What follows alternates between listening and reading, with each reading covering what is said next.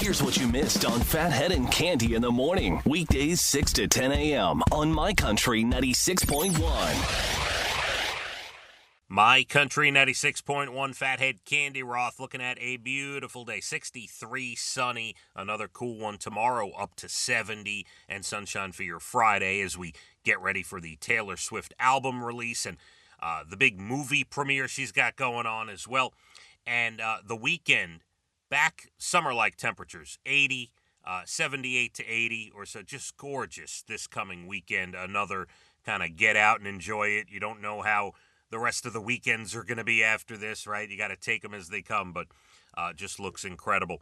Before we get going with some other info and things for you here, I got to give you a shout-out to Richie Gatto and his construction crew. They're doing a job out in West Hampton, and this is interesting because I'm assuming Richie is a fan of the program, but I can tell you for sure Byron, who's on the crew, who really needs this shout-out, is definitely a major fan of this program because, here's the connection, his wife is our promotion director, and I will tell you this, she runs the show.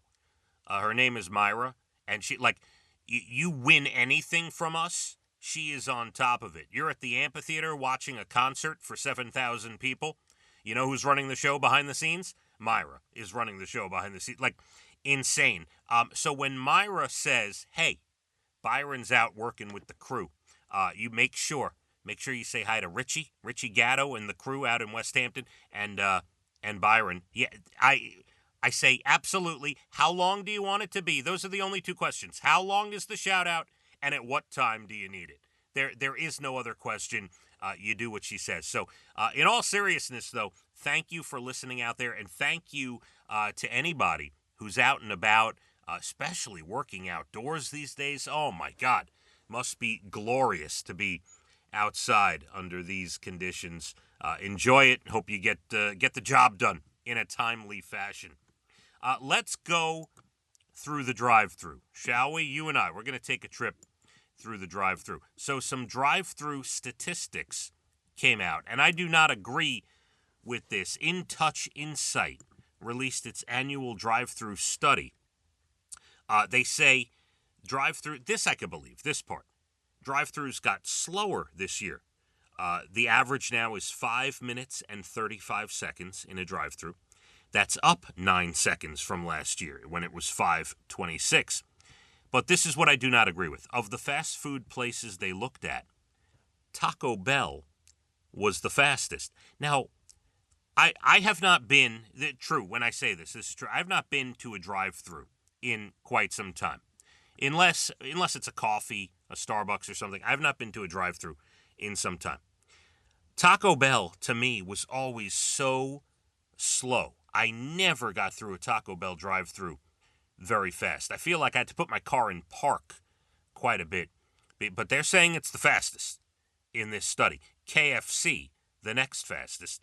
Tim Hortons after that, and Arby's after that. As you'd imagine, Chick-fil-A, the slowest, 7 minutes and 6 seconds. But, as we know, the lines are longer at Chick-fil-A, and they actually rank first in total satisfaction, friendliness, and overall happiness when going through the drive-thru. That's because, see, Chick-fil-A got it right.